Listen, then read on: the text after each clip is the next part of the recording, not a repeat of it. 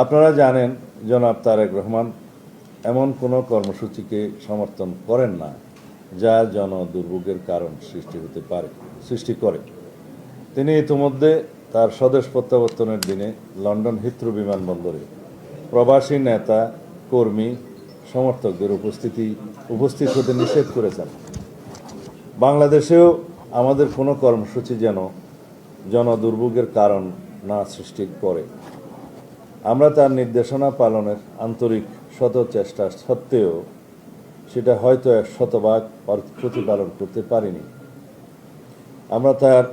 তিনি স্পষ্ট নির্দেশনা দিয়েছেন, তিনি বিমানবন্দর থেকে সরাসরি তার চিকিৎসাধীন গুরুতর অসুস্থ মা, বাংলাদেশের অভিভাবক দেশনেত্রী দেখতে হাসপাতালে যাবেন।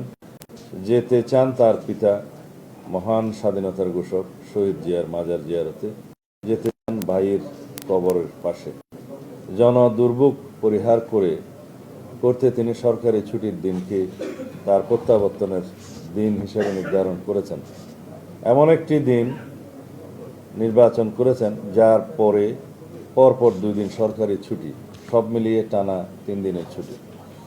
তার নির্দেশনা প্রতিপালন করতে যেয়ে জনদুর্ভোগের বিষয় মাথায় রেখে আমরা রাজধানীর কেন্দ্রীয় কোনো স্থানে যেমন সোহরাওয়ার্দী উদ্যান বা মানিক মিয়া এভিনিউকে আমাদের কর্মসূচিতে অন্তর্ভুক্ত করিনি। রাজধানীর এক পাশে অপেক্ষাকৃত কম জনাকীর্ণ ও 300 ফুট প্রশস্ত 36 জুলাই মহাসড়কের শুধুমাত্র এক পাশের সার্ভিস লেনকে অতি সংক্ষিপ্ত এক গণ অভ্যর্থনা হিসাবে নির্ধারণ করেছি।